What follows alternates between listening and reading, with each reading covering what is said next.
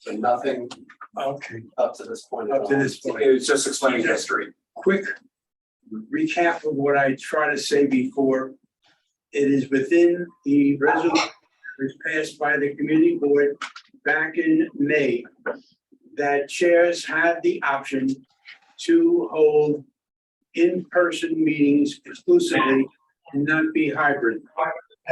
Hybrid, as far as I'm concerned, and I hope we'll clarify that tonight, the hybrid is only referring to the members of the board or committee who are participating, making up the quorum, or actually having the right to speak and vote. That's what makes it a hybrid. A meeting in person that is being telecast or Zoomcast, that doesn't make it hybrid. It just enables the public to participate. As I started saying, and I Sylvia, please mute yourself. There's a background noise coming from your I place. should mute myself? Yes, please. For now, at least. Yeah, up there. Okay, sorry. Thank you. I got my point. Hybrid meetings. Okay, so let's move forward then. If you can go to the agenda I had before, Yeah, onward, yeah. share the screen. See here. Okay, so welcome to committee members and guests. There was a board member about a decade ago who made a big thing about having a wine party at the end of the term of committee meetings. And so this is not wine, but I had in mind that when we finally got together, I would serve coffee. So I welcome you all to have coffee and donuts and happy Halloween or whatever. And I see no one took me up on wearing a costume, which is fine. Oh. That's good. My mask. And I also said before, and I want to put on record that you're confusing me here. I get confused enough. That it was my hope and intent that Camelia would be here in person tonight for the purpose of debate and discussion. She is not here, and I will not be permitting her to speak at all. Because of our rules about committee members participating, right? Because this is an in-person meeting. I'm allowing, because Sylvia is not in this borough and has difficulty, and I will get a better definition of why she asked for hybrid, but she will be allowed to participate based on the vote that was taken by the committee before the recording went on. Having said all of that, the agenda is first welcoming everyone, and I welcome everyone. Our guest in person is Chuck Merdla, Laura Spalter, chair of the board, and the surprise guest, my wife Florence. Okay, approval of the 2022 minutes. Are there any comments? There is one correction has to be made, and it is my error. Camelia was present the entire meeting and should have been listed as a guest. So that is one correction that must be made. Are there any other corrections? Hearing none, I take a motion for the minutes be accepted as amended. Seconded, all those in favor? Aye. I have to look on Zoom. I see the people in person. Sylvia, did you raise your hand? Okay, unanimous. Chair's announcements. Two things I sent out an email to the board. I think on Friday. I am distressed by a charge that was made, not toward me, but just in general, that something that came up before the city council was not fully known to the board and should have been. That may be the case, except that my procedure has been to go over the city council legislative agenda spreadsheet to highlight things I think is important and then share. My concern has been that the fact that I think is important doesn't mean it's important at all. And it doesn't mean that other people, they looked at it, they would think it's important. So I want to be out of that business. I will still do the legislative spreadsheet and I will still highlight the council, our local council members, and for purpose of edification of the board, I will share it with the board, but I will not take the liberty of suggesting which is important and which is not. I hope that chairs and committees look over that and decide for themselves. I have sorted it by committee. And they can. Open that Omar and Julie. That's for your information. Okay. And the second is comment on the chair's report. The Riverdale Press appears to have correctly tried to make light of what I think is not a humorous situation, which was the last board meeting. And I expect to bring that up a little later in the agenda. Sorry.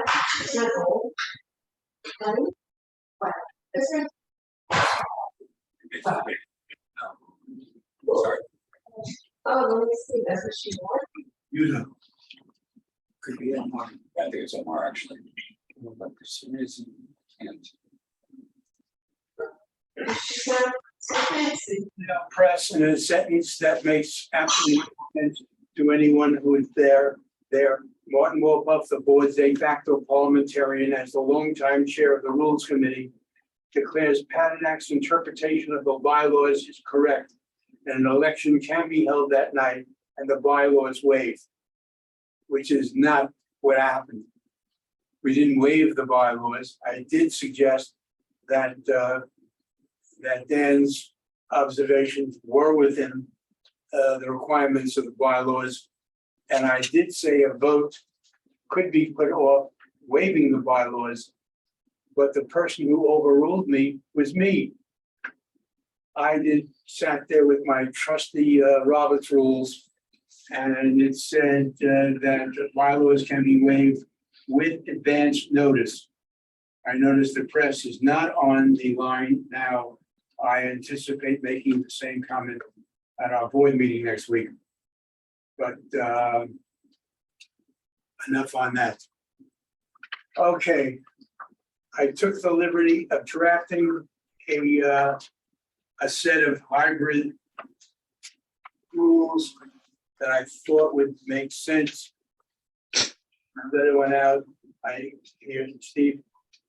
I did not in any way intend or hope, Steve. I'm just passing out copies to be assembled. Yes. I don't think Florence wants one, but Got it. any conversation. It's a two-pager, Judge. Oh, Yeah, you probably I have. think I have it there, yeah. I do not want to stifle any discussion. I just want to be helpful to have something in front of us. But the first thing really are the questions that I asked, and Steve was good enough to respond to what he thought, what he felt the answers were with respect to the meetings. So we can either look over those questions and answers or look directly upon the guidelines. I want to thank Steve and David for making suggestions. Just note, first of all, that those of either of you who made comments about the resolution itself, that came from the board back in May.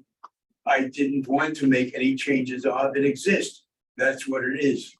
So, like spelling changes or context or whatever, I didn't deal with that at all.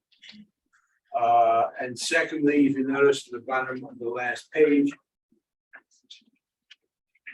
there was a discussion, a recommendation I made, and the concern was ADA. I'm not quite sure how to interpret what our requirements are under ADA. And the question was whether or not a board member or a community member who wishes to participate in a hybrid meeting can use their phones that do not have the ability to be seen, which is a requirement of OML. The answer to the question is no, from the borough president. If they cannot be seen, they're in violation of the law. Right. And therefore, what I thought was an accommodation to ADA is not. Similarly, the question, it came up earlier, was what rules are we under? And apparently also from the borough president, rules that existed from the governor's office extending the use of Zoom or other, and the thing you were concerned about, I unzoomized this. To So, video conference. Anything in your video conferencing. Sure. So under the old rules of video conferencing, someone did not have to be seen. It wasn't part of the rules. And those rules remain in effect as long as emergency situation exists. So the new rules aren't in effect. First, it was the governor who kept extending month by month. And now it's the mayor who is expanding month by month. And there seems to be some confusion. So let me clarify. The open meetings law says if the head of a municipality of 1 million people or more declares an emergency, then that emergency enables us to not necessarily enforce the new OML. So the discussion before us now is at that time, when the mayor chooses not to extend the emergency and we go into the new law, what are the rules? And so I am suggesting this and I offer that to you for discussion. Any comments? I would just like to get a definition straightened out here. Okay. When we meet as a group with either here or elsewhere where people participate, are we calling that a video conference? I believe No. so. No, We're enabling video conferencing. It's not a video conference. we're enabling a video conference. However, Our meeting right now is enabling people outside of this room to view, not necessarily participate, but to view. People in this room are the ones who are participating.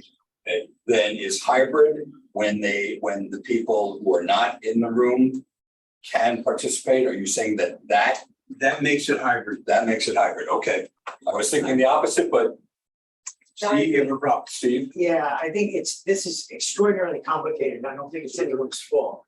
There's a difference between the board electing a hybrid model or not.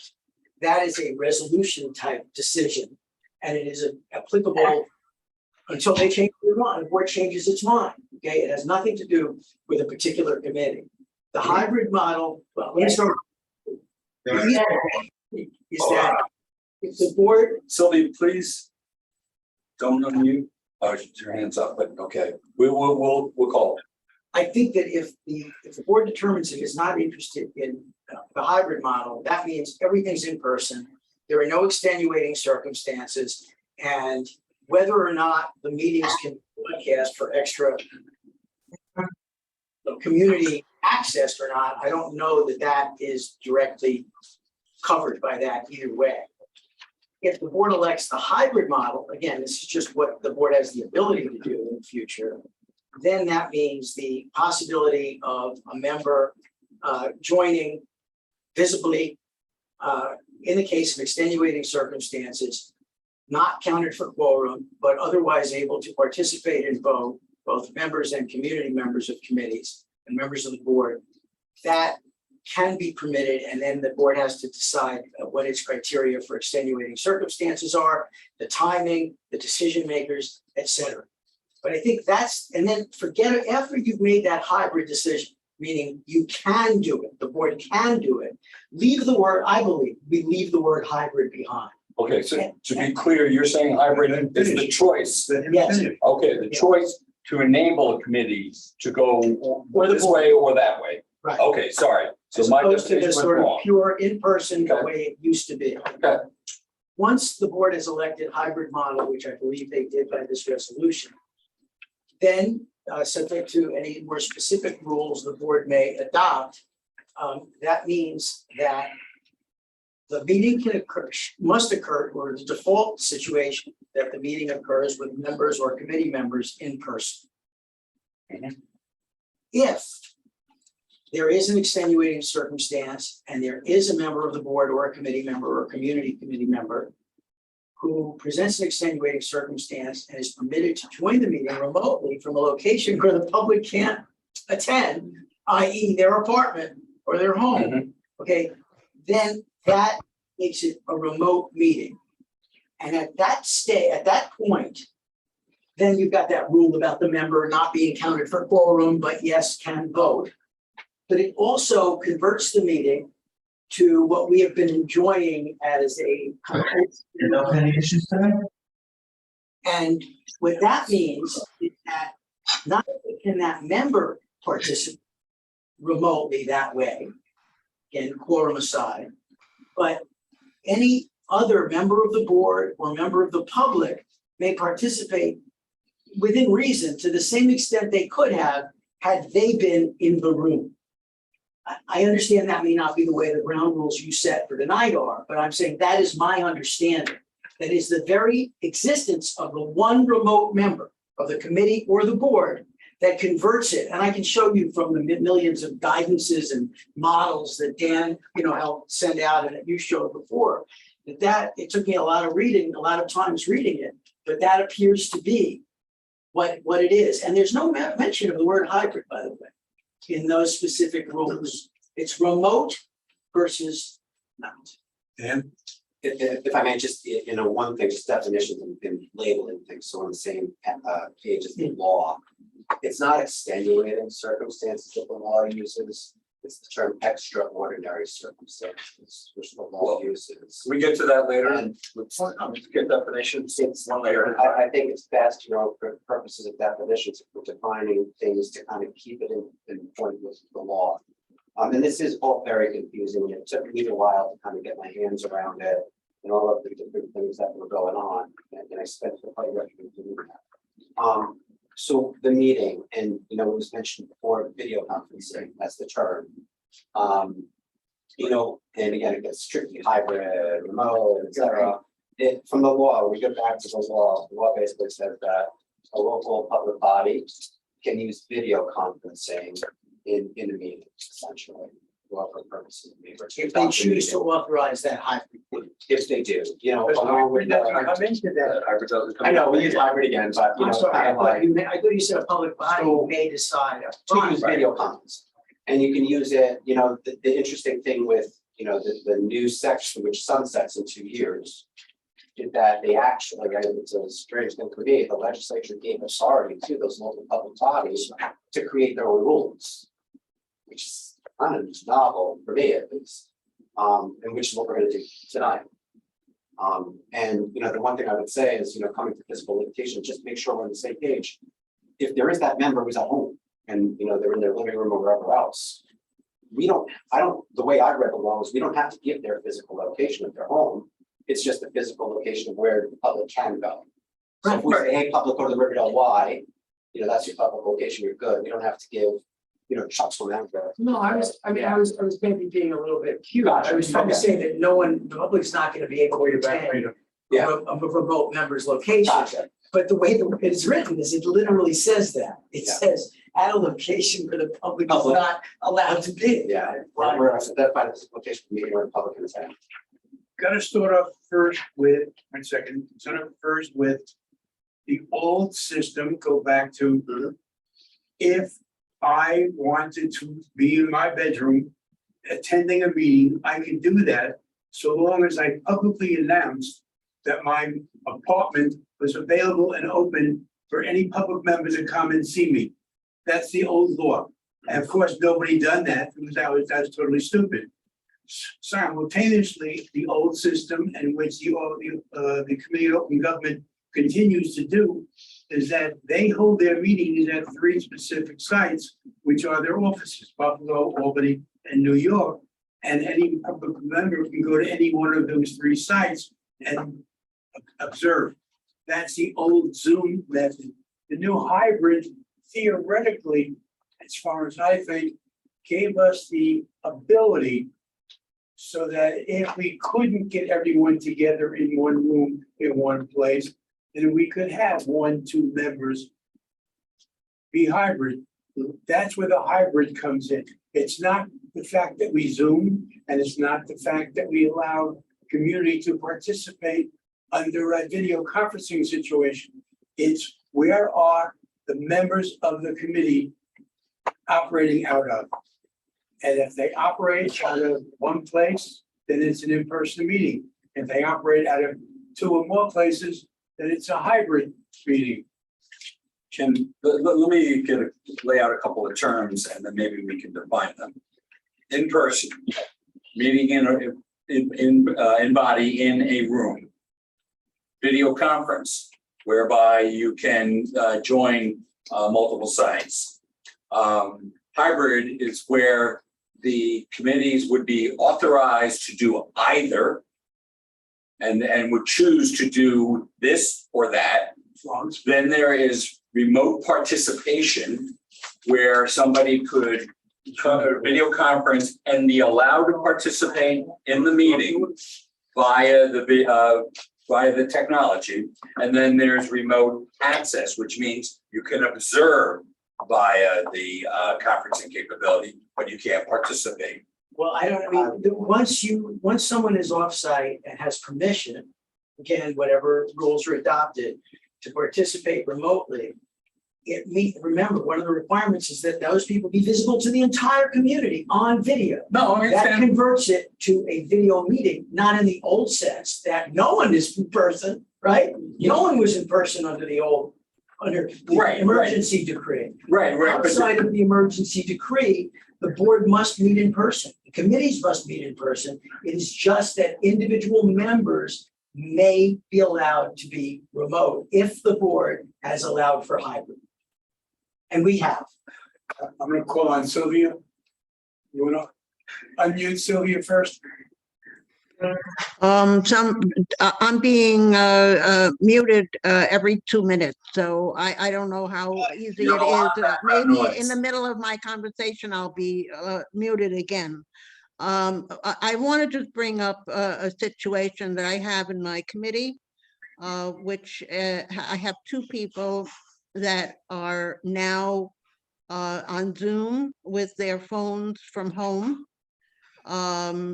If we go off of Zoom and we have the hybrid, what happens to them? Will they still be able to participate in my committee?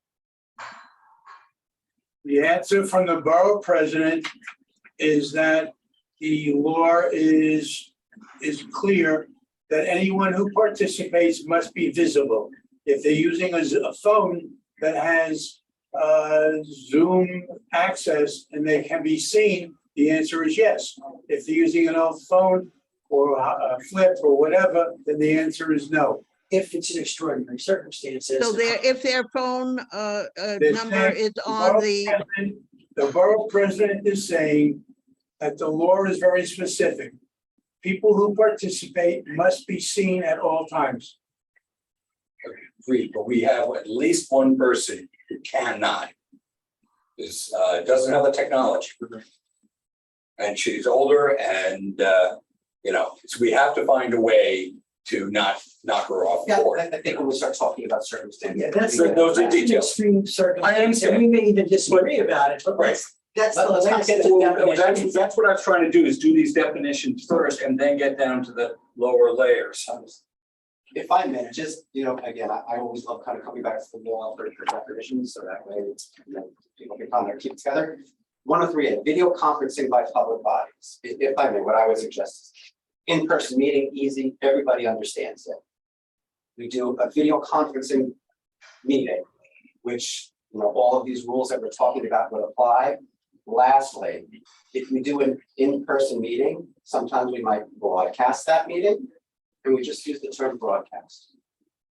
We're doing an in-person meeting that we're gonna broadcast to the With or without participation. without, because Okay, video okay. conferencing by a public body is defined in the law. 103. And that's what I would suggest or recommend for definitions to start. That's what I was trying to do. Yeah, I agree. And when we talk about a member joining and participating remotely, we should use the word remote. Video, Remote it's part of the video participation. conferencing. Well, that's the technology that allows Right, them to. but he's right. It's called video remote as opposed to video conferencing. Okay, but the remote is the key word. What I'm getting at is that person who could participate remotely is doing so in a meeting, in a video conferencing meeting by the board. Correct. So I'm just trying to define. the Without video definition. conferencing, they could not participate remotely. Correct. Want to bring this to you within focus is that Wednesday night, executive committee is meeting and Laura is bringing forward a renewal resolution of the current resolution. And I'm still hoping that that resolution will include reference to the guidelines we come up with tonight. So I don't want to parse words, but I want to come to conclusions. The original resolution said that we will revisit the whole thing in 6 months, which makes it November. And we will renew it. Time flies. Yes, and then and that's why I'm putting forth, I'm sorry, I didn't bring it tonight. We could just pass it together in the same resolution, which is what other boards have done, state boards do that. They pass it and they put the rules as an attachment. I know for record, so we can reference the guidelines even though they aren't attached yet. What I asked. Yeah. What I asked, we sent around tomorrow, would be the original with the one that, for November. I have the original. I didn't repeat the whole original, everything in the original. I referenced certain things. It's not a very long resolution. And the be resolved is that we review it again in 6 months with June. Because we haven't had a lot of experience because we've been on the city emergency, so we haven't done this very much. We had 3 meetings in this office. We only had 1 committee out of all our committees do a meeting here in the office, hybrid. And we had 1 meeting at Riverdale Y.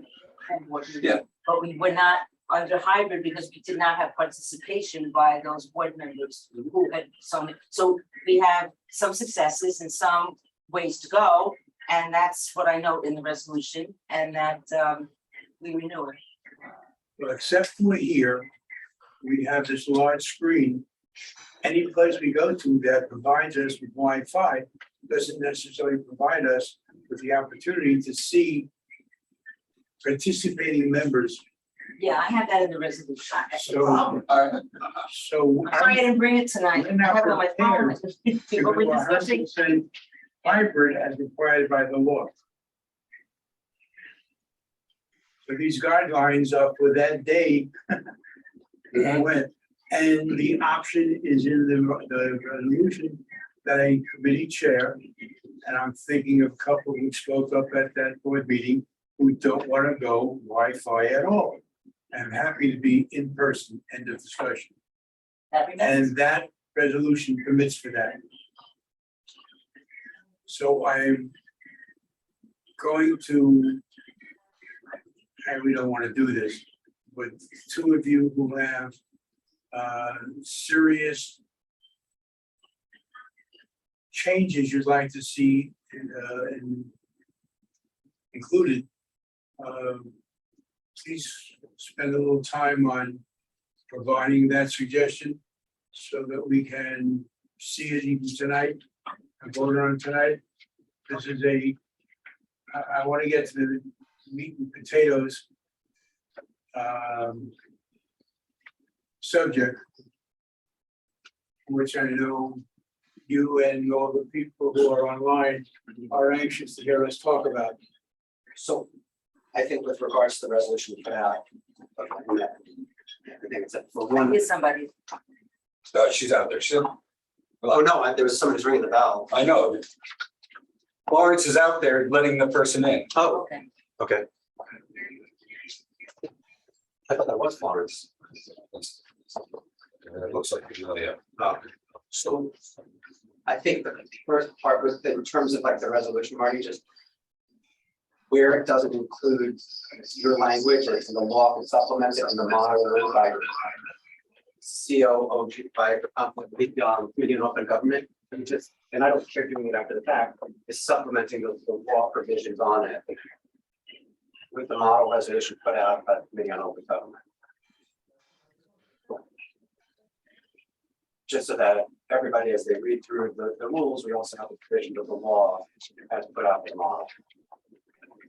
Regarding the actual substance, that comes down to extraordinary circumstances. I think it's the really big part, at least for me. I think it's the big part. And I think, I'm not sure what folks have thoughts on it. I'll put out mine. And I've read a lot of back and forth on it, and I've looked at like what they refer to as a non-exhaustive list in the rules, and what we even have here.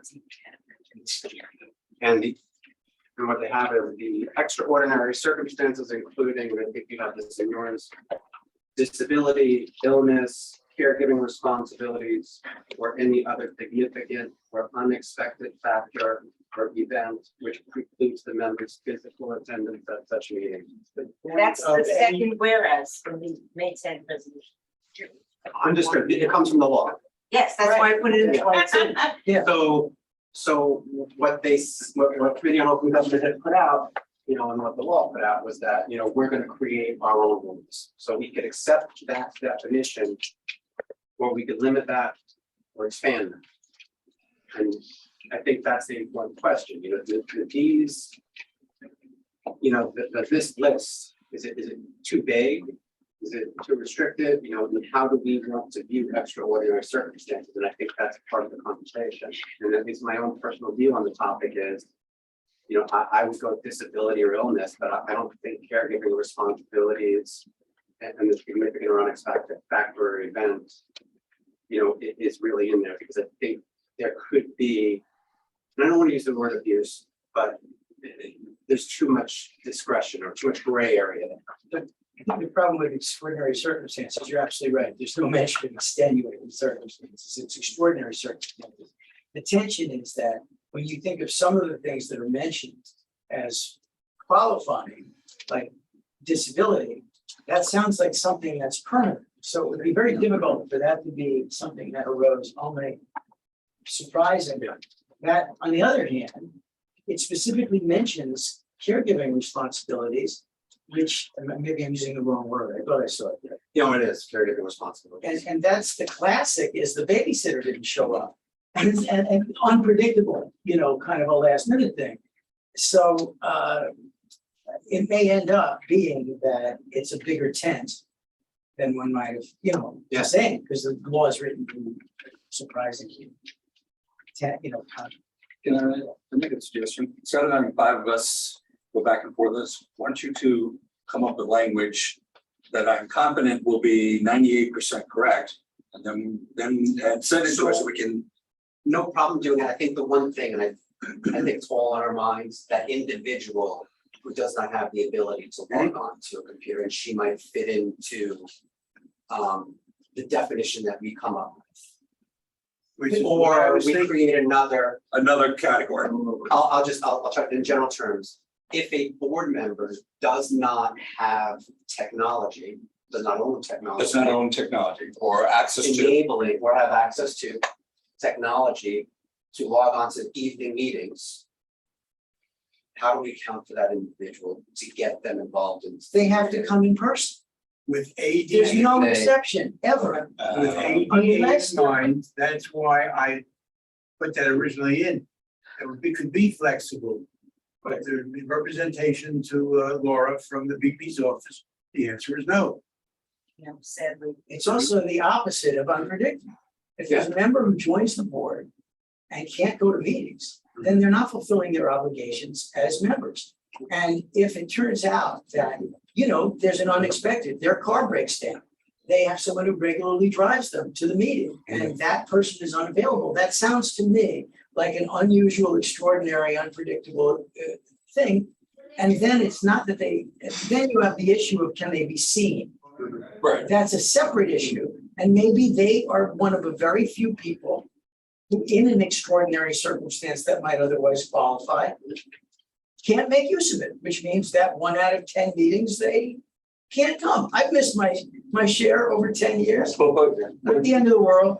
to follow on that can't be seen. This person I'm thinking of has telephone access, but not televideo. Are we allowing her to call in or not? Absolutely not. There's no reason to start waiving those rules. That's a pretty important thing. If someone's voting and they can't be seen, it's really kind of cuts against the open meetings law. And honestly, if you don't have technology that can allow you to be seen, then your choices are coming to the Do we meeting or not. grandfather somebody? This is getting too. No, but I mean, I wouldn't worry about it, because you're talking we're gonna about. be blowing away one of our members. Well, forget about COVID. People are expected to come in person to meetings. We just had a crazy emergency. I hope it'll end. But that was a basic requirement, and you did not have the option of doing something different. And this is not supposed to be a hole to drive a truck through. This is supposed to be the odd meeting where a member has an unexpected situation, but they still have to fulfill that one other requirement, All right. seen and heard. But All right, I well, think hopefully that's we a- will have a central office by then. If possible, could you two communicate tomorrow, get to us tomorrow, a revised copy? you mean of the thing that you drafted? Revised copy, I think I drafted. The answer is The resolution that we should discuss Wednesday for next Tuesday. Or start from scratch. Yeah, I mean, The only thing I would ask of the committee, and I don't mind copying and pasting most of them and supplementing with some of them you have in there. But I do think there was a point that we should review from your guide. And one, look, I'll put the starting point, and I would go like illness or disability, and then we can have a conversation from there. That's what I would put in, and I don't know how folks feel. you mean that would be the, Extraordinary circumstance. why can't we use all the words that? Because I think we get a little bit too big. So for instance, a caregiving circumstance to me is the babysitting situation. My wife wants to go out to the theater because her friend just got tickets. I have to take care of the kids. And my buddy's the chair of the committee, no problem. I'm voting from home. It opens up those gray When areas. there was a time a few months ago when we thought we were gonna be thrust into the world of no video. conference. Yes. But I thought the sense was, let's just use their words, their being the people who, I don't know if these are regulations or statutes. Yeah. Use their words, and before people have a chance, the Laura, the other officers, or the committee chairs, have a chance to just run with it for a couple of cycles. Let's not try to figure it all out in advance, and let's see how it plays out and what people are hearing. Mhm. And that's why I would rather not drop whole No, I- terms from the guidance before people have had a chance to see how it works. I mean, now it's particularly confusing because we're back in the emergency, right? Right, yeah. This meeting is the anomaly during an emergency. Right. But I still see, I put in there that there be a cap on how many people can claim emergency and how often they can claim emergency. And just put those two things in your mind, Laura. I just want to say in reviewing the agenda, I thought everything was reasonable, because I'm looking at the nuts and bolts, except when it came to a number 5, who should be the authorizer to make decisions on selection of those who may be exempted, should there be an appeals process? I think that as board chair now and discussing this with the officers, we would like to designate the committee chairs. As, we don't feel that I, the chair, or officers can deal with, 12 standing committees and special committees. That's what these guidelines suggest. Could you tell me where you are, Laura? Because I thought that Marty took care of that. Back on the agenda. I'm on an agenda that I have printed Marty's out. draft does take care of it. Yeah, I mean, just so you know, Laura, Marty's draft Oh, says okay. Oh, I'm sorry. for board meetings, it should be an officer, because there was a hesitation Yeah, to for make full it one person, Mhm. full board Full meeting. So that you could be Agree. unavailable, ill, whatever, and you couldn't do it, and it shouldn't break down. Should be an officer for a board meeting, any officer. For full And then board. for committee members, committee meetings, it should be a committee chair. Okay, That's I the apologize. draft. I'm totally in Very agreement well. with that. I'm sorry, I'm not looking at, is the most recent up there right now? So, No, no. that's the agenda. But I passed out, which I sent you a copy of before tonight. Right, but sometimes I think I have it already, and so I don't extend. Okay, I think Second I page of your- I apologize for what may seem I have it. going backwards, but the Yes. resolution that's already been adopted, I think is pretty okay, because it's done generally, intelligently so. And then it talks about the hybrid model only being possible if there's sufficient technology, which I think is fine. And basically, when the board elects the hybrid model, it's electing the possibility of doing different things. It's not committing itself to doing one thing or the other, in person or not. But I am concerned, and then it says notice has to be given to the community. What I'm concerned about is the third to last provision, or therefore be it resolved, first, therefore be it resolved, that I'm gonna read it, that Bronx Community Board 8 and its committees at their discretion adopt the hybrid model to provide the public, including those with disabilities, the ability to attend and participate remotely with the condition for efficacy after 6 months when at such time, et cetera. The problem is, if we are in a non-emergency period, I do not believe that the board can simply return to the emergency period, which is what this suggests the hybrid model is. This suggests we can be totally video conferenced again with anyone doing anything they want and voting and the rest, no extraordinary circumstances. That's what that's how this be it resolved clause interprets the hybrid model. And I do think that it is completely wrong. Which, Therefore, be it resolved that Bronx committees at their discretion adopt the hybrid model. First of all, they're not. But our policy doesn't, meet the divine old school. In other words, so They already comply with non-emergency rules. That's fine. They cannot, no committee can decide to go back to the emergency rules when there are no emergency rules in force. The only thing they can do, what? But this was passed, actually, this whole thing. It violates the law. It's a complete violation of the law, so it's bad guidance. And I'm suggesting that if there's a new resolution, I thought that was suggested, it needs to be corrected. Well, Dan, if I might, Steve, I don't What the interpret leg- it that way. what the legislature did was they put in this provision, they kind of not snuck, but they jammed it into the OML 103-A, and I sent that out to everybody, and I did it, so that way everybody can have a background. 103A, is limited, sunsets in 2 years. And it's 103A that gives us the authority to hold these video conferencing meetings. And that's what gives us Outside of an emergency. outside of the emergency. And essentially what 103A does is it says, in the event of the declaration of an emergency, then you can suspend the in-person requirement of this section, which is what we're doing right now Under the city. under the city. It says still the city. Now, But to your point, we under the law, 103-A, can operate up until June. Right, something, 24. 24, correct. Right. Legally in this video conferencing mode with individuals participating remotely subject to the extraordinary circumstance provision. You know, all this. So you're saying, so, okay, maybe I think I was wondering. I'm taking up too much of their time, No, but maybe I got. Yeah.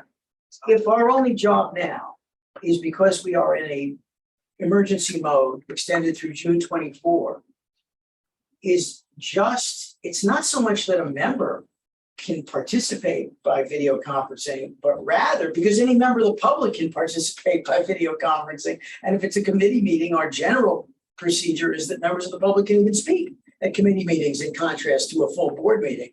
Then all we are tasked with doing now is just that one very narrow question of can a board or committee member vote? The answer is yes, that is the That's the ultimate only issue. issue. The We don't have ultimate to issue. deal with anything else until Stated then. perfectly. If granted extenuating That's circumstances in this resolution. by the chair of the board or the chair of the committee. That's the only thing. They can be all over every meeting because we're now in video conference world again. Up The to June. question is, which I've raised, is extenuating circumstance. I go down for 6 months on vacation to the Bahamas. So 6 months, I'm extenuating circumstances. No, I agree. That is still a charge. That is still a job to do. But I don't know that we have. If I might, what we have to do is create meeting rules the same way every other board has done. When I say board, I mean like the state board has done. You need to create the meeting procedures as the law requires. That's what we need to do. Right. And part of those meeting procedures is determining what an extraordinary circumstance is. Right, I agree. But just. And And that's that enough, means- that's a big task. And that gets right back to where you said, because it's the ultimate issue.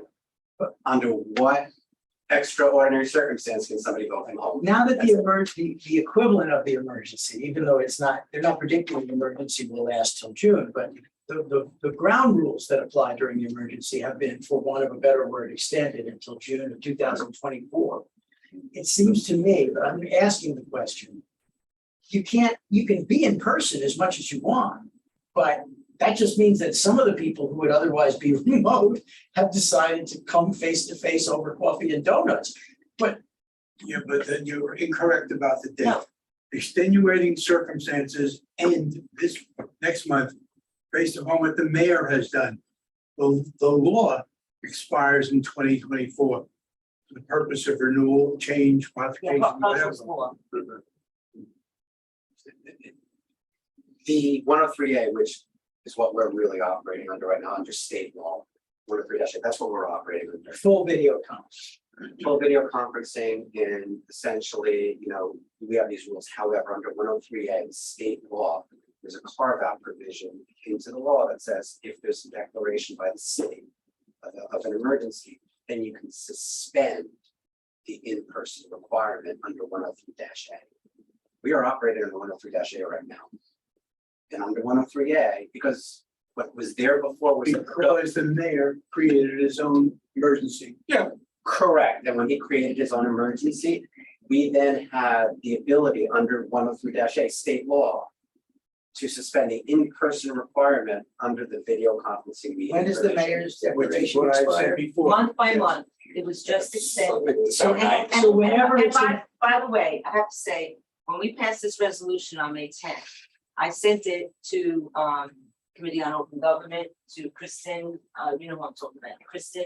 She thought it was beautiful. O'Neill. Kristen O'Neill, she thought this was beautiful. I just want you to know if anybody thinks it's something incorrect. I'm gonna pause this conversation. We'll come back to it if there's time. But I think I have an obligation to move the agenda. Agreed. Okay. Got somebody in the waiting room, just say. Somewhere in the waiting room. Take your word for it, because I can't see this far. I'll go back to my ophthalmologist. Our son.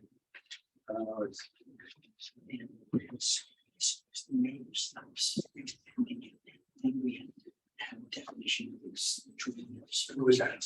I don't know. I agree. Our son. Maybe that says we need it. Well, the folks, All right.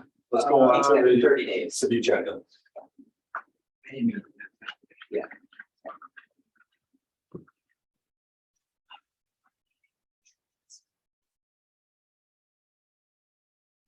Right, no, I think that's what you want. Okay. There is a request by Cornelia to have a bylaws change.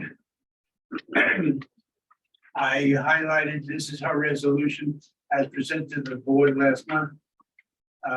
This one, I've highlighted some things I think are important, but I'm gonna skip those to discuss later until we come before our specific request. Cornelia, I will turn the floor to you. Thank you. Also, apologies for not being here from the very beginning. I was on Zoom because my understanding, of course, the moment you sent out the Zoom link was that it will be a hybrid meeting, the same way that I'm chairing my own Right. hybrid meetings as ENS, 2 of them so far, very successful with full participation on both sides. So I had to finish. The right in the heading. Okay, can I please speak interactive if you don't mind? Thank you. So I had to finish Halloween with my children, feeding them, putting a jacket, and in a show of respect for this body, run over here and be present so that I can speak and for you to listen to me Thank to begin with. Again, in a show of respect, I'm not contesting nothing. I heard the entire sort of explanation. To recap, how we got here. How should I go chronologically? So on August 27 or 28, I got first a phone call, but then there was an email from Chair Spalter telling me that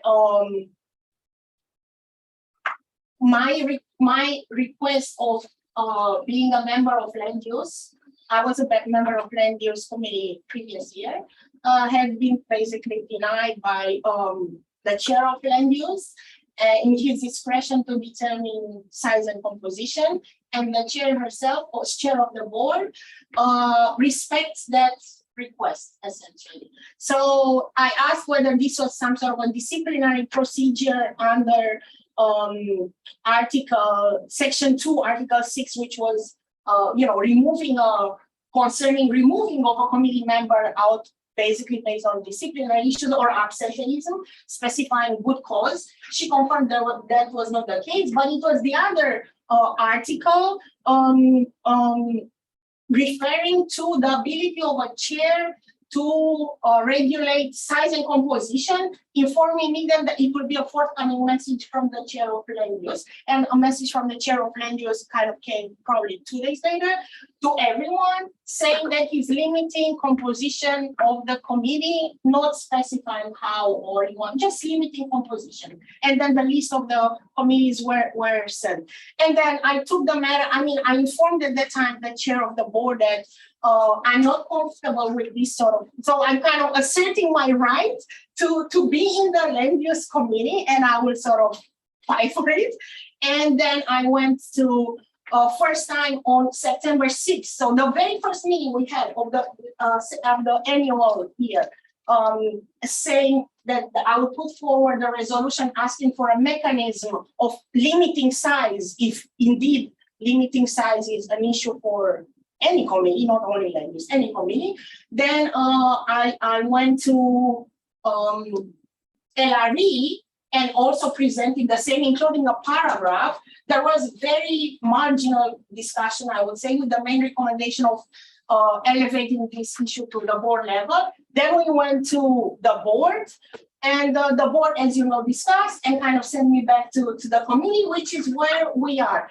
I want to, of course, the Riverdale Press article came sort of right after the full board meeting, referring basically to things that were said in the actual public meeting, as well as positions from the chair and from the LRE chair and from the land use chair. I didn't speak directly with them, and they noted that. And now I realize I could have spoken with them in my personal capacity, and just as the other chairs, but I didn't.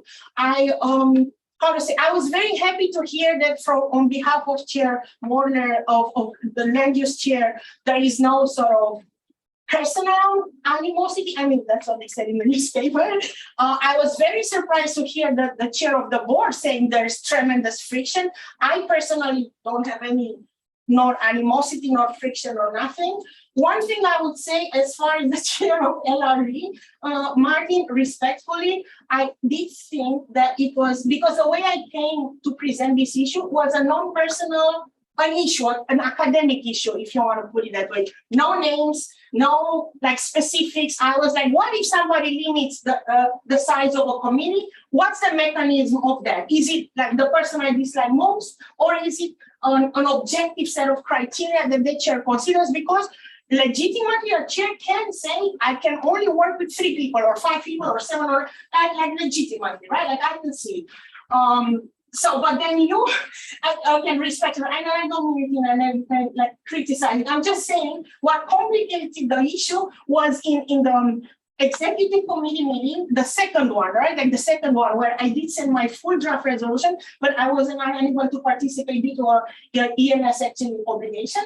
But then you put it personally saying, okay, so the actual case on hand is this person that was rejected by that person, and this person chooses to work with whomever he wants or whatever. But you see what I'm saying? Instead of being like a theoretical conversation on a matter that could be relevant or not, it kind of became personal. And this is why I want to step back and say, again, I mean, this could happen to anybody. I ran today against him. He wants to be chair of whatever, and he can kick me out, or he can prevent me from joining his committee next year.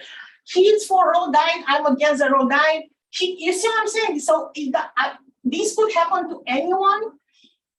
We are all human beings, and sort of maybe not involuntary. I don't know how to say. Of course, we have likes and dislikes, but in this, I feel like all members are dedicating volunteer time, taking away from their families and their obligations to serve on committees. I have nothing but respect for anybody. I mean, land use chair Morner is an institute. I don't even have words to describe his stature in this community. He served, I have an article since 1950 on some newspaper where land use chair Morner was a member of, at that time, 14.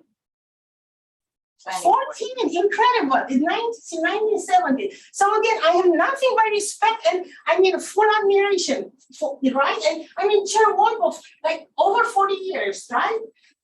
Chair Spalter, 28 years. It's absolutely extraordinary. Having said all this, and with all due respect, we all have the same one vote in full board. We all have the right to be listened to and our ideas considered. Unless somebody does some sort of absolutely despicable, you see what I'm saying, behavior. I mean, our bylaws are absolutely correct. Of course, if they do some despicable behavior, like they should be removed from a committee. But this is not the case. This was a limitation. Chair Morner looked at the list. He saw 10 people. He only liked 9. And he said, I will limit and 9. And this, I think, it's unfair. And if it wouldn't be important for me, I wouldn't go through sort of all these motions. So basically, that's why I'm here, right? I'm here to be explained why Tepelus has less rights than Morner, Wolkoff, Ginty, Padernacht, Alexander, Bender, Fazio, Gelman, Reyes. So what I proposed initially, which I read names of members of Lenders of the city. So what I originally said was like, okay, Chair Morner is entitled to limit. Is entitled to limit this committee. But then explain to me what's the mechanism. So you can do a lottery, but this body right here, the LRE, can of course reject my sort of suggestion of a lottery, right? Like everybody equal, pick one name if you want to exclude. So that we all have equal chances, sort of say. Come with other set of criteria, go by seniority, go by anything. And like anything that will make it fair, transparent, and objective. Because the moment you single out the person, this is the person that asked me the most annoying question, I want him out. That's a critical moment where there could be discrimination. This is the person I dislike. He's black, he's purple, he's gay, he has an ex, like whatever, or I just dislike him, right? So I carve my committee around him. I cherry pick. no cherry picking, equal rights. That's all I'm saying. So again, I do think that this could happen to somebody. I don't know what I did to upset so much, Chair Morner. I don't know. I do hope he was sort of genuine in his saying that there's no like animosity or whatever. I have nothing but respect. Whatever I did to upset him so much, I'm fully taking it back. Never do it again. Wherever you can put it, because again, that's why I went from my family tonight to be here, right? To fight so hard for my right to be in land use if I choose to dedicate my time to CBA and if I want to be in land use. So I think I understand what I'm saying. And I do trust you will consider me sort of object, like not me, that's exactly like not me, the situation objectively. Because it could happen again to have like retaliation of who voted against who, you know, oh, you ran last year against me as a chair, etc., etc. So thank you. I'm sorry to believe it, but I don't want you to be there. Before I ask Chuck to respond in any way he chooses, just note that the bylaws were written by my predecessor as chair, for whom I have great respect, Judge Friedlander. And in all these years, I've checked around, there have been times when a board chair has been asked by a committee chair to please not have this person on a committee. They didn't claim discrimination. And I guess they knew innately the reasons why.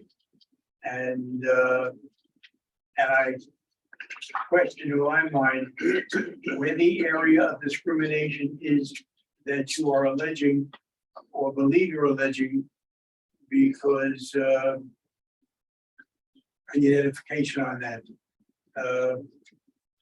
Chuck?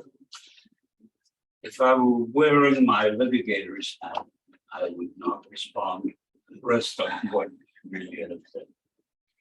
On the other hand, I think I owe each of you an obligation to tell you where I'm at, why. There are two substantive issues here. One is substance, and the other one is claim of discrimination. On the substance, let me make a point to each of you. It's a preface to my point, but it is the guiding thing. Somewhere over the course of the last summer, I can't remember when, I learned authoritatively that city planning was going to be coming out with a new zoning resolution, and it and others associated with it were going to blast this board and others for not having enough affordable housing, not having enough of this, not having enough of that. And that was going to be the excuse of driving home the point, bearing in mind that we were able to thwart some years ago the SNAD issue that they were then pushing. At that point, I said to myself, I think it's time that we confronted this issue of affordable housing in a real way. Now, I've spent the last 20-odd years, they have been odd, as a member of the Housing Development Corporation, which is the principal financing arm, pardon me, for affordable housing in New York. And once a month, I go to a meeting and we figure what's affordable, what's not, and how it goes. So I've lived this stuff. Before that, I lived it wearing another hat. So I know a little bit about it, and I know the players in the field on both sides, representing some of them as a lawyer and acting against them in most cases in a public capacity. In order to do that, you had to cross a few bridges. One bridge was, what is affordable housing? Most people have no clue. To their mind, affordable is what I can afford and what the whole world okay, that'll be done. That's the attitude. The second one was the tough one. I took some soundings. Some of you in this room may remember on Zoom may remember I had desultory conversations with them asking, what do you think about the board taking an active position in finding sites for affordable housing? What do you think about that? It soon became very clear to me that this was an emotional issue. highly divisive, and clearly capable of creating serious problems. And the people who were advocating both sides of the issue meant well, were genuine, had real arguments to support them. At least some of them did. As far as I know, all of them, I know at least some of them. And there were people that each person in this room would respect. They had views, and the views were articulated forcefully to me. At that point, I became clear in my mind that we had to do something very different come the September and post period when we would start to work on this. And the hope was to work on it before city planning dictated what it wanted.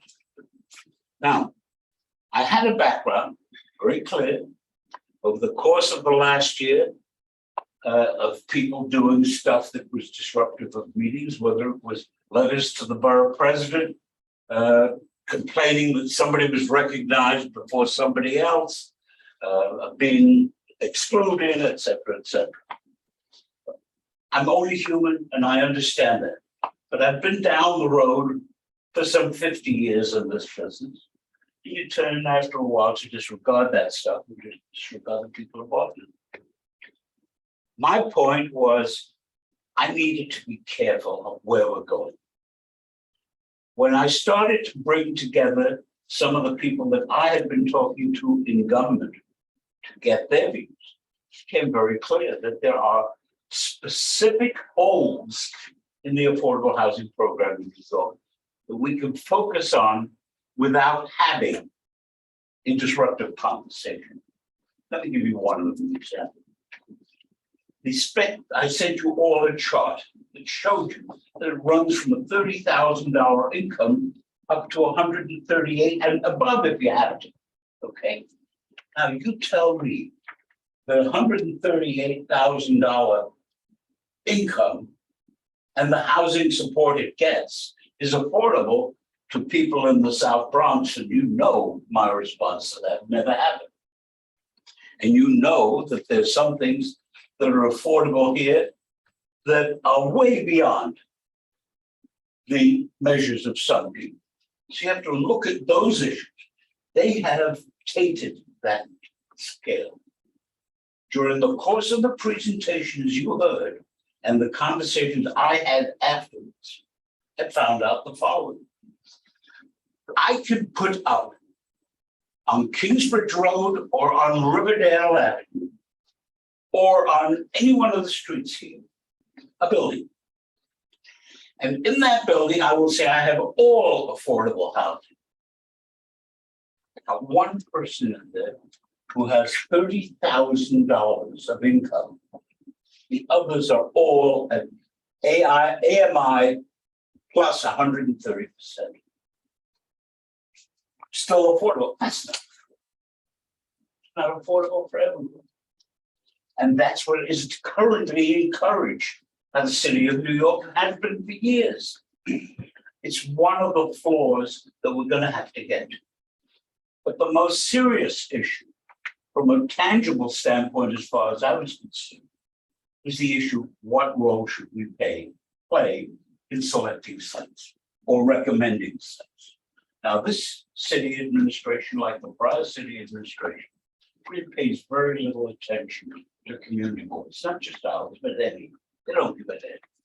When you have the Commissioner of Transportation, who used to represent a portion of this district, whose family lives in the district, says to me, listen, we got to do this stuff here. We have citywide pressures. You guys got to start taking on and not criticizing us, then turning around with the business on Riverdale Avenue, the cars and the rest.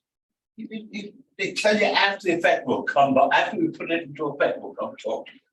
You have the same thing with other agencies. So you have to pick your issue, you have to document it, you have to be humble. With those pieces pulled together, what I wanted to do was, and have accomplished so far, is to get where I know I have flaws in the program so far, so that we can have the beginning of a dialogue and a report that shows that we thought about it. We'll go through that. The last one, I anticipated, I hoped we deal with at the December board meeting. December board meeting, there's the question of who should we play a role or should we not? That is going to be a significant, potentially highly divisive discussion. The people who speak on both sides of that issue are people I respect highly. But they have a right to speak, and I need to know where this board's going to come out without having sideshows, without having any disruptive elements in it. So what I did was I looked early on at who are the people who had experience in land use, who had contributed, not just talked, but went out and took pictures on zoning issues. Rosemary spent a day out there photographing buildings, as did you, Marty, as did others. JR came in the middle of the summer to the meetings to try and figure out where we are going and where we're not going. Those are the kind of attributes you need for this kind of a tough program. And so I was going to keep it to that. I just didn't need the editor. As it is, I have used up, I haven't put up, used more than I'd like to use of personal capital to get people to cooperate. It's not easy for me to go and try and placate Adolfo Carrion, because as all of you know, with the stag issues in the past, Adolfo and I have not seen eye to eye. We do see eye to eye at the moment on these issues. I don't need to have those kind of things disrupted. But at the same time, I'm using my own personal capital. I'm not going to do that. We're going to have fun and games here. This is going to be a Broadway show. So that was the issue of substance, why I got where I got, how I got.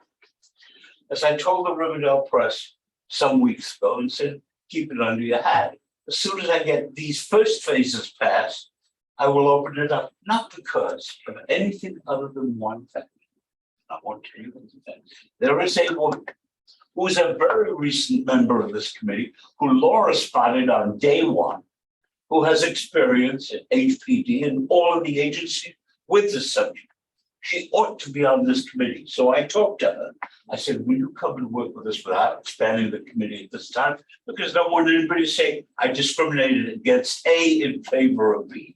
Okay, and she agreed. And that's Ms. Trump. So she's fine, we're okay. Now let me deal with discrimination. About 3 weeks ago, I argued on behalf of America's teachers, the American Federation of Teachers, in the federal court in New Hampshire, to set aside as unconstitutional the Trump regulations that bar teachers from teaching how discrimination got where it is, how to remedy Jim Crow, how to remedy gender discrimination and like issues. I was up on my feet arguing for 2.5 hours in federal court, which, as Steve will tell you, is not a very common event. And we'll see a decision next month. I feel very good about it. But I do know a little bit about the subject. It's on its way to the US Supreme Court in this case, and all agree. There are two kinds of discrimination. One is the discrimination when you discriminate between A and B without a reason. If you say, I am not going to have women do this, only men. If I say I will not have people of color do this, only men. And I will not allow you to teach how Jim Crow got where it is, where it's going, and how to end it. That's prohibited discrimination. Discrimination based on ability, based on collegiality, based on factors that are relevant, such as how you get along with people and how you try to go out and work. That is discrimination I advocate heartily, because that's called using your judgment. I have an objective here. I am happy to step down from this job at any time you like. It doesn't bother me one iota. Really. My wife would love it. My firm would love it. And my government friends would love it. I'm happy. do it tomorrow morning. But while I'm doing it, I'm gonna be damned if we're not gonna do a job here. Now, by and large, people of this board have been more than cooperative. JR, in the middle of summer, you remember that, it was David was relieved that. Came out in the middle of summer while she was out there supposedly peddling real estate, making a livelihood to come and help us. That was the kind of thing you need. That's what I want. David has been there, you've been there, you've done the stag stuff. That's no fun. For the first time, we have some work with stag that is efficient. It's not disruptive, it stops disruption. As long as I chair this committee, I'm going to do it on that basis. If that basis is unsatisfactory to either the chair or anybody on this board, be my guest. And that's what I'm going to do. I'm going to try my damnedest to get the job done. I know who's in favor of this and I know who's against it. I also know that a majority of those 9 are people who are going to make up their own mind and haven't made up their mind yet where they are affordable. Because more than half of that committee has no clue what affordable housing is yet, although they begin to get. So I oppose the resolution. I'll tell you why. If you make the determination that membership on a committee is to be decided by a crapshoot of the lottery of names, or if you do it on the basis that is other than willingness to work, willingness to be collegial, and willingness to participate, then you don't need a committee. As it is, nobody pays attention in government and boards. They properly would not, should not, in that kind of a situation. And that's all I'd say. That's it. Thank you. Are there any questions by board members? I have some, but I'm opening it up. Questions, comments? No question. Everyone's talking out. So I'll raise a couple of my questions. You indicate, Camelia, that there is no animus between the two of you, and you think that all of the discrimination is based upon like or dislike. Yeah. Would you care to elaborate on any of the letters you've written to the Sure. borough president in which you've attacked Chuck? Yeah, I would love to elaborate to put that into the record. There were, last year, there was a single instance that I can pinpoint to that upset him clearly during the meeting. A meeting that was a controversial meeting because the issue of the shelter was discussed with an elected official that was there representing her agency. And as a board, as a committee member, I raised my hand to ask a question. I was not allowed to ask my question by the chair. The chair then started answering my question. I pointed out I'm a committee member entitled to ask a question.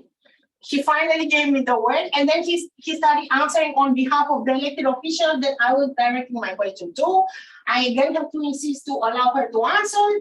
She answered, then the thing was not put in the minutes. Then I had to go back and say, could you please put in the minutes? Because the issue at stake was the key point of the need of the district, meaning how many people are homeless in Community Board 8, and it was 247.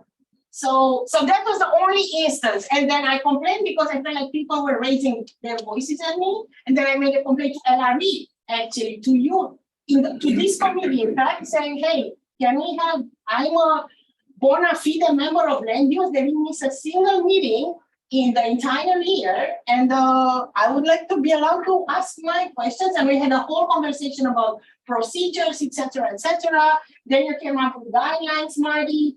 And it was entirely within my right to raise my hand and ask one question. So this is the whole incident that happened last year.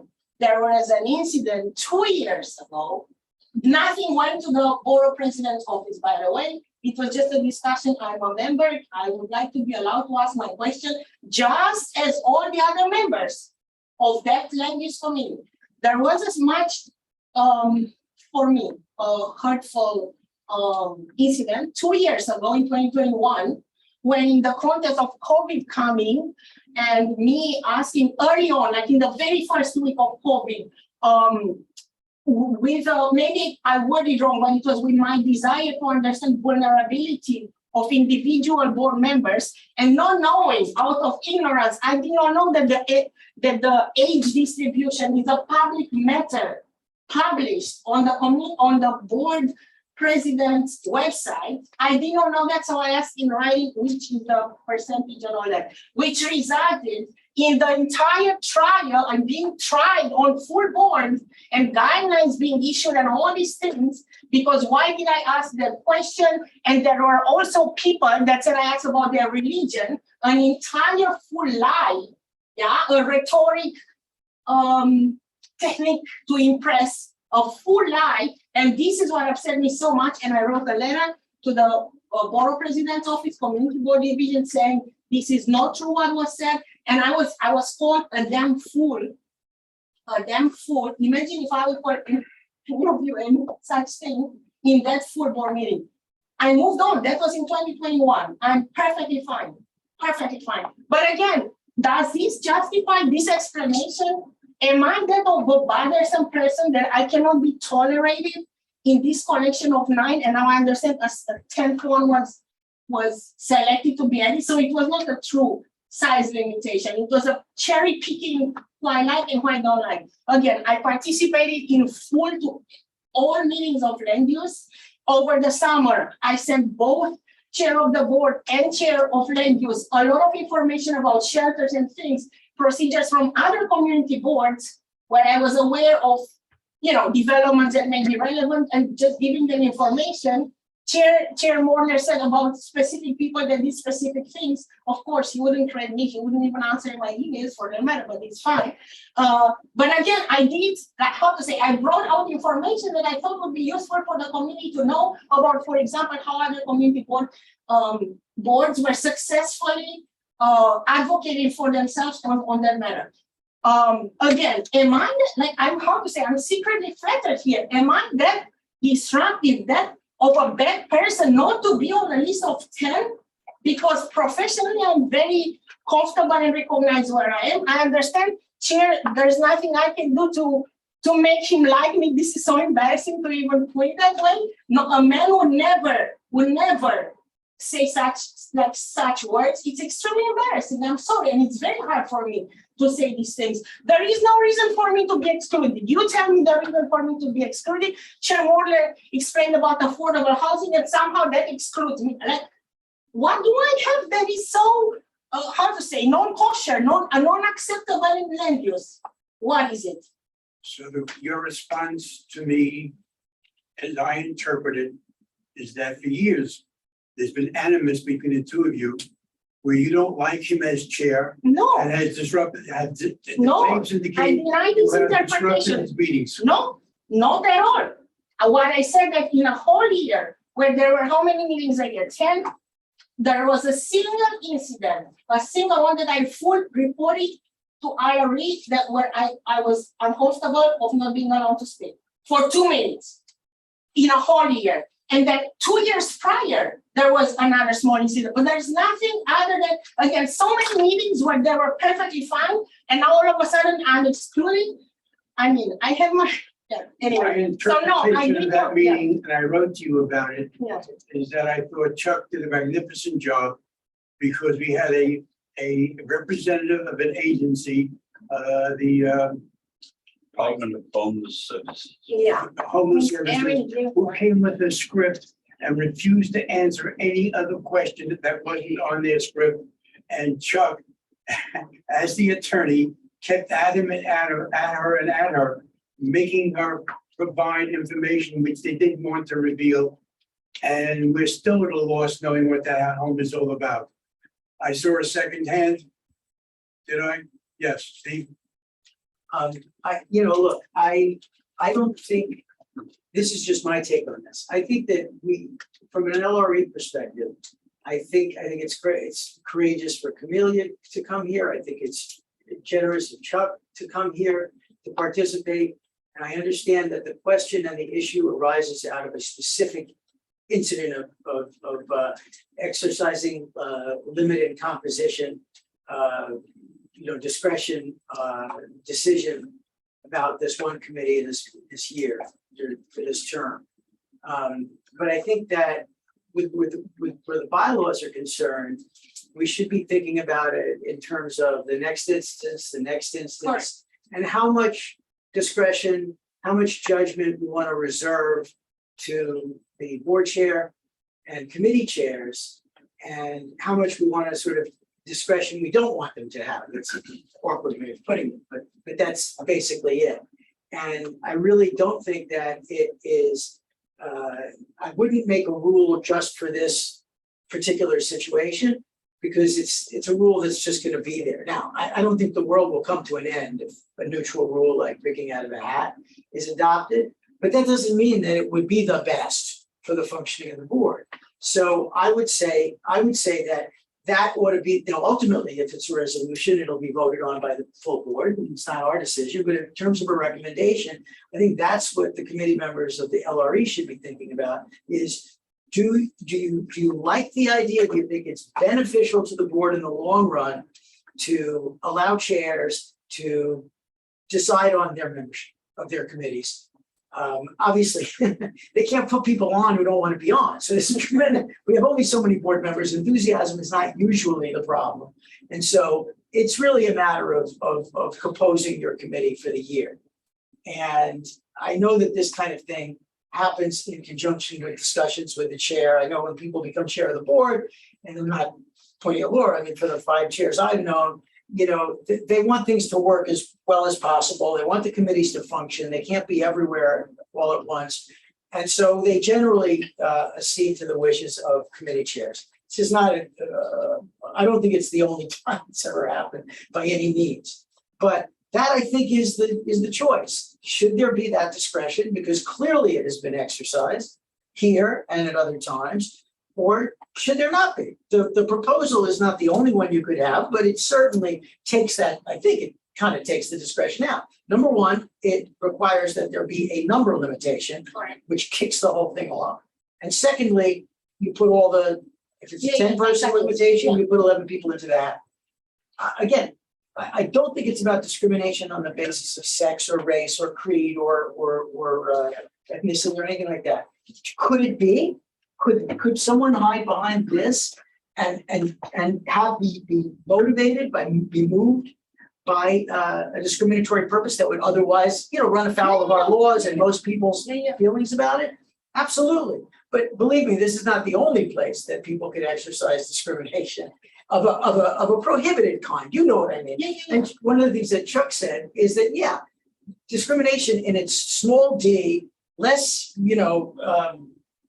emotional or legal sense is just judgment, is just judgment. And I think that's really the choice, is do you want to allow chairs in consultation with the chair of the board to essentially, exercise influence over the composition of their committee? I don't think it's going to ever come down to like listing the 5 acceptable people or something like that, but exercise some discretion. And I think people should figure out where they come down on that as a general rule, not for this situation. And again, not fair to you to make this all about you, and to some extent not fair to make it all about Chuck.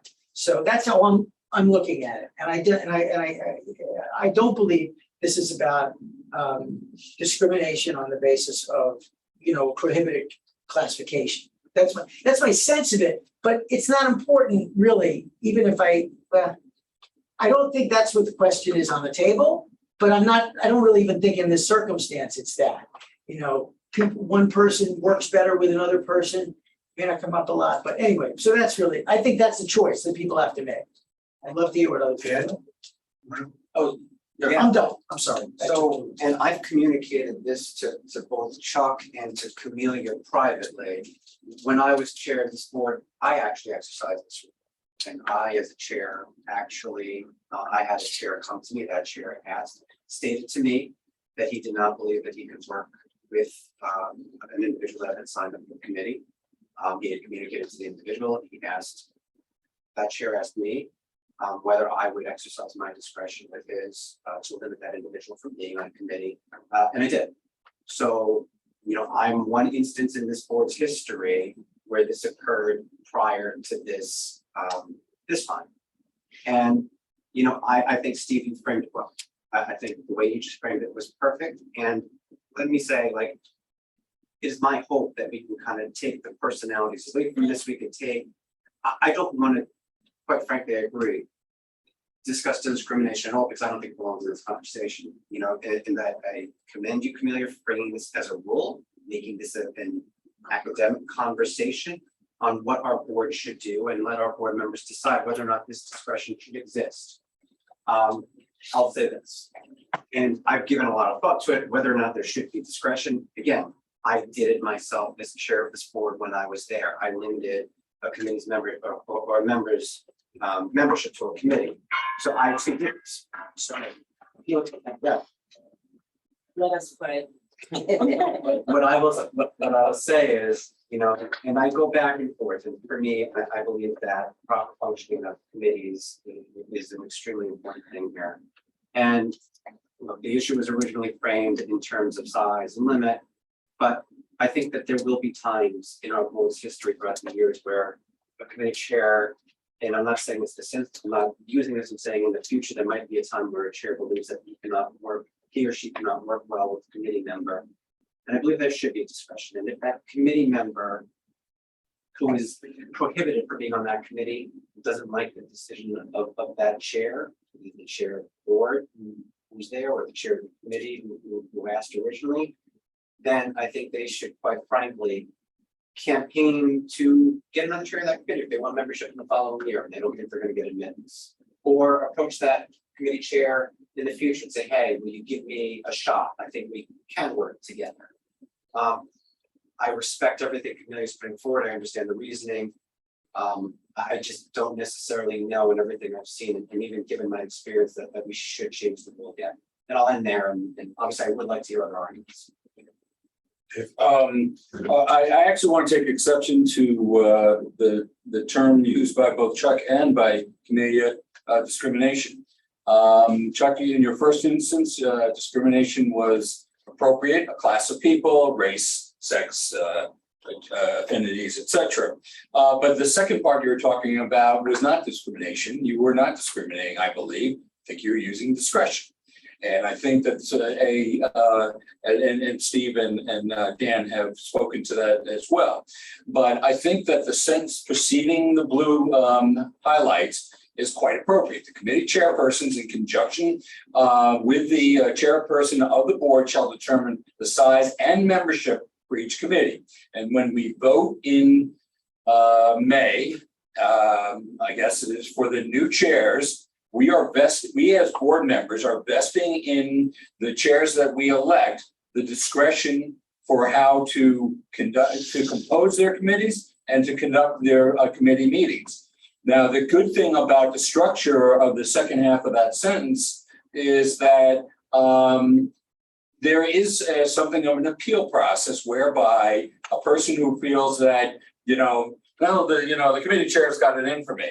Well, they can appeal to the board chair, and the board chair can use his or her discretion to agree or not agree about the composition of the committee, because actually I believe it's technically the board chair who appoints committee members, usually with the advice of the committee chair, but ultimately it's the board chair. So I think that is a good safety valve for it. And we as board members vote for those individuals, expecting them to use their discretion.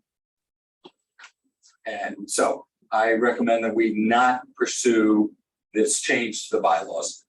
I'm sorry? Oh, I can't see. Sylvia, anything to add? Can you? Yeah, I started. I did. I clicked it. No, take it. There you go. You're up. No, I agree with what I've heard, and I really don't think that this belongs as a change in the bylaws. It has happened before, and it was settled well, and I think that could happen again. We're all adults and responsible, and I don't think it belongs in the bylaws. Thank you. I'm gonna bring this discussion to a close. If you're gonna change our minds by No, maybe no, saying, no, I wanna Yes, sir. ask clarificatory questions. Steve said yes. Well, first, thank you, because I very clearly see all of your points. I think Steve framed it very correctly in terms of, because again, I'm fine. I have to say it, I will leave. It's not for me, but I do see situations where people will be excluded based on their voting track record, based on their, again, they were against a chair on a position that was important, strongly important to that chair. I ran once against economic development against the chair, like I challenged, right? Because we have 8 years, I felt like I wanna like hold that, like, could he exclude me in the next year from being in economic development? He could have, based on his discretion, could you run against me? He voted for the road diet in the previous whatever, in transportation. What if the new chair excludes him in the following year? So I do feel a little bit like it was positions or things that I said that precipitated this particular issue. So I feel like that is not fair. I feel like this community board, what is the high interest of the community board? To take decisions while listening to all parties of a conversation, a diversity of backgrounds, of political positions or whatever. Is the interest of a debate in land use to include more of the same type of people or a diversity of positions? So to me, these 9 people selected, yeah, are not like, I'm clearly the black sheep into that, and we say keep the black sheep out on this year. And my clarificatory questions being, so anticipating land use chair Mortar, who was there for decades, continuing to be there for, God help him live 159,000 years, right? Right? Like next year, will I still be out? How many years does this fatwa is on my head? How many years is this persona non grata in land use on me? How, like, right? Is this a fair question? I believe this is a fair question. The people who have spoken have articulated that this ought not to be a discussion of personalities. It's whether or not this is the right move for the board to change the bylaws or not the right move. And I'm going to ask for a vote, but I will just tell you in advance, while the discussion in my mind is to keep it to the generic question. And even though we have had, as Dan pointed out, other experiences where chairs have asked not to have a particular person on the board, on their committee, and it's been respected by the person who is asked not to be on, and by the rest of the board in general. My faith in humankind is that all of the conditions you created in your mind that could happen have never happened in the past, and likely not to happen in the future. That green people, if they want to be on the committee, will get on the committee either way. And whatever language they speak, we'll find ways to put them on. So the word discrimination, I think, is totally out of place here. Final question I have to ask, and I don't want an answer, is that if I, with all the history that has been expressed here, if I want, and we're all, you use the expression of all volunteers, and as volunteers, we're entitled to respect, would you want me on your committee? And I would tend to believe that if I had written letters against you incessantly, I'd be very happy that you weren't on my committee. But that's not the issue before us. Issue before us, the recommendation of this committee, how I vote, is how do we provide direction from our perspective to the full board that will make the actual decision. So I'm going to ask a generic question. If anyone disagrees, please let me know. Is the sense of the committee that this is not appropriate at this time, for these reasons, change the bylaws at all? I don't think we need to use the word appropriate. I think it's just whether or not at this time we suggest or recommend to the board a bylaw change. Adopt this particular bylaw. Agreed. Okay, I agree. so the question is, do we recommend that the board does or does not adopt this resolution? Choice is theirs. Does not. All those who think it should not come up now, and we reject. I don't think it's a matter of coming up or not coming up. I think it's a matter of what recommendation are we making? Is the recommendation that we advise the board not to adopt this resolution? Did I get it right that time? I think so. Sounds better. All those, Because I believe she still could bring it up. Correct. certainly you can. Right, so therefore it's come before us, and I believe our recommendation is That's all that it the is. board Should or should not? should not. Should or should not? Right, that's the question for us right now. Well, no, no, Yeah, but the and I'm saying, recommendation is should not. yes, I believe that we're in agreement that the board should not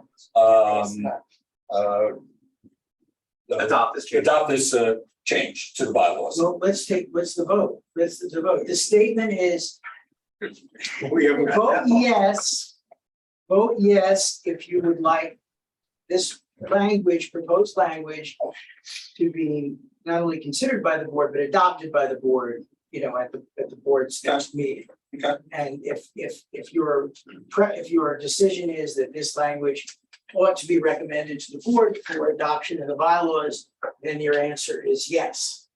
And if you do not believe this proposed amendment to the bylaws ought to be adopted by the board and recommended to the board, then your answer or your vote is no. Okay. Is that okay? It's fine with me. Is there anyone who feels that yes, there should be a positive recommendation? Are we all agreement then that our recommendation should be a negative recommendation? Yes. Okay, So- so be raised, okay. Yes, I'm in. Vote of the committee is that we recommend to the full board, now we're trying to get my verbiage correct, is that this resolution not be adopted and adopted. By the board, yeah. In this format present. Right, correct. So I thank you all on this issue. I thank you for bringing it forward. We had a great debate here. I thank Chuck for enduring my presence. I apologize for running. I have a wife who doesn't have great balance, who likes to walk up and downstairs. Thank you, Chuck. We see you Saturday. Have a good trip. Thank you. Whoops, and I don't know. Yeah. It's your balance. Chuck, is that a handkerchief or just a napkin? I'm sorry. Can't tell. Oh, no, just a napkin. Okay, no garbage, okay. And as I explained earlier, well, the first thing I'm not gonna waste time on, other than I thought it was interesting. I lost where am I?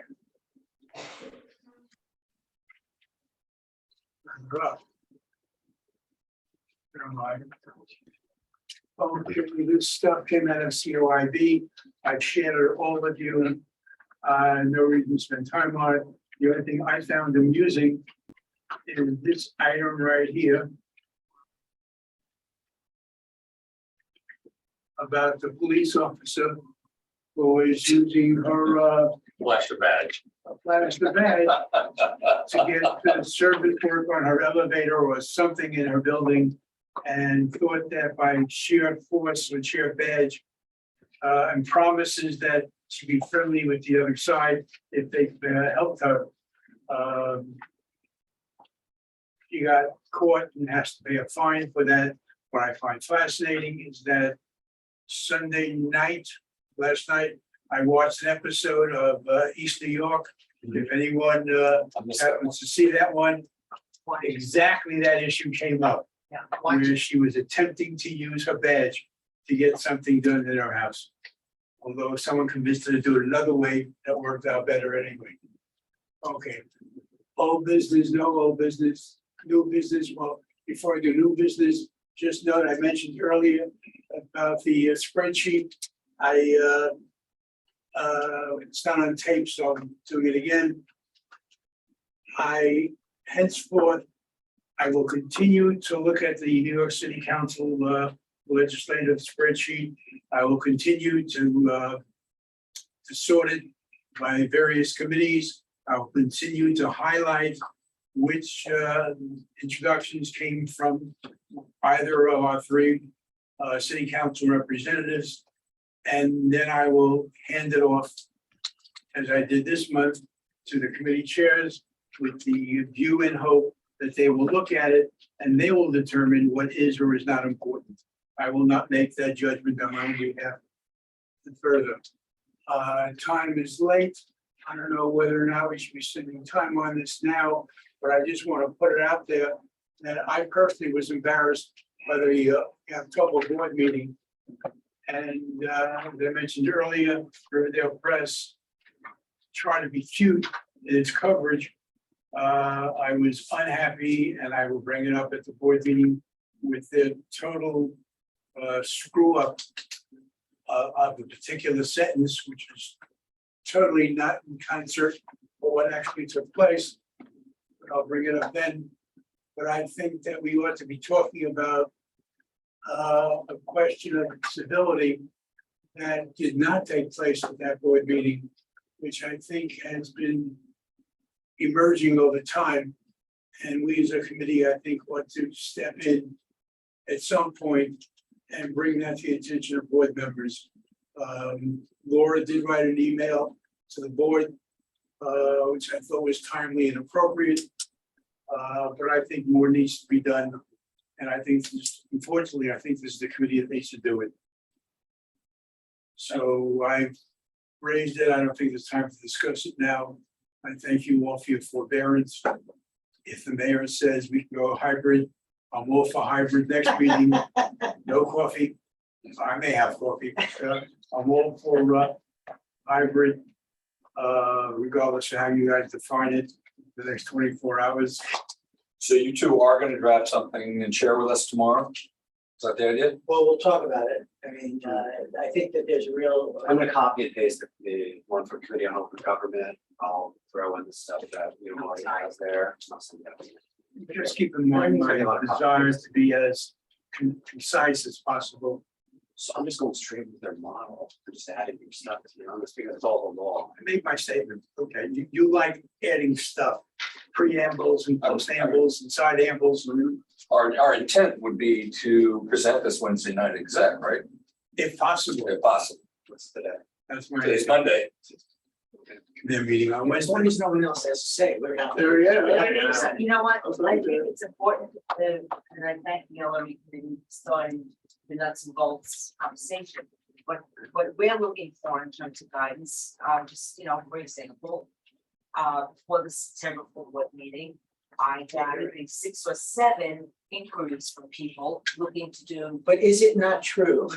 Now, I sound like a lawyer. Isn't it true that for the Wednesday full board meeting, because of the mayor's declaration, we do not have to confront Oh, yeah, anyone? no, this is only when we go to this hybrid model. Right. Right now, under the emergency service, as far as I'm concerned, it's just like the pandemic. Right, It's just like. the exactly, pandemic. There's no- right. So we, The yeah, fine. declaration. Yeah, right, but may I Yeah. finish? Somebody called, they had a work conflict. I said, no, that doesn't qualify, sorry, you'll be absent. Somebody else had a babysitting issue.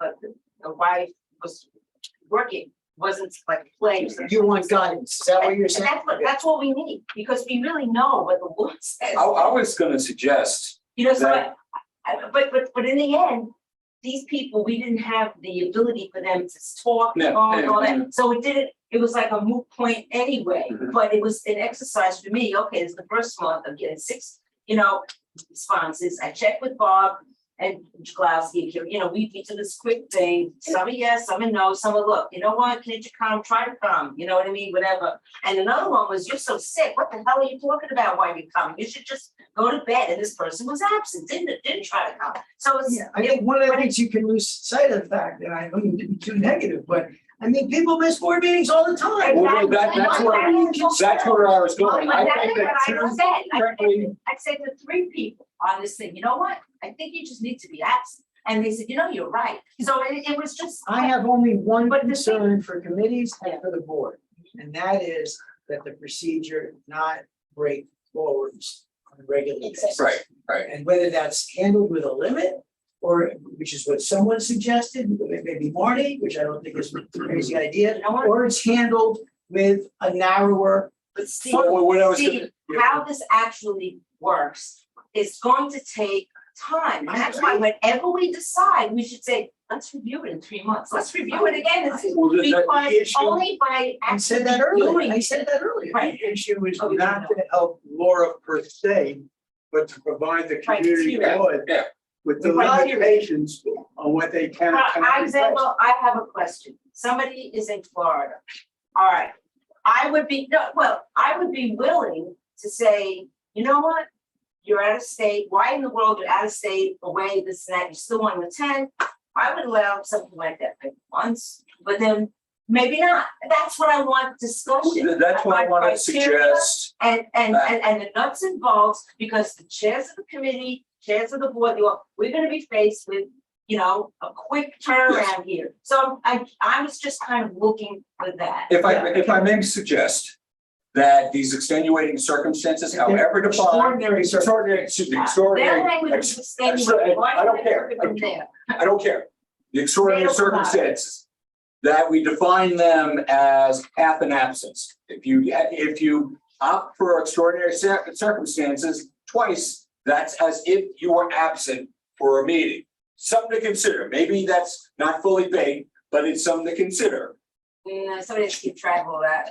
Well, I just Somebody's got to keep track of think it's that. a yes or no, you are, you're No not. members will care whether they have. Laura, exercise. exercise your They won't care. discretion. Call it. Throw it off the board. Council, it doesn't have Well, to no, take you- discretion. Make a decision, count or it doesn't count. My car exploded because a truck hit me. Yes, I have proof, etc. Oh, I'm in Florida, I'm in holiday, I'm at Disneyland. You make the Right. call. Discretion, power. It's judgment. You have to make a good judgment. Because And I saw that. I saw what happened with that. And, that first meeting. So So unless this is- someone is against, I'm asking for a motion to adjourn the meeting. So moved. Excellent. I thank all. You need 1 minute, just. And thank you, Marty. Thank you, Marty, for the coffee and the donuts. I thank all of you who are on Zoom for the fun of it, and thank you. I look forward to your reviews. Reporting. Oh, Okay. Oh, yes. Recording there. no, that's share screen. No, and. Laura, I'm gonna put it to the spot. Yeah. Okay, yes, that's fine.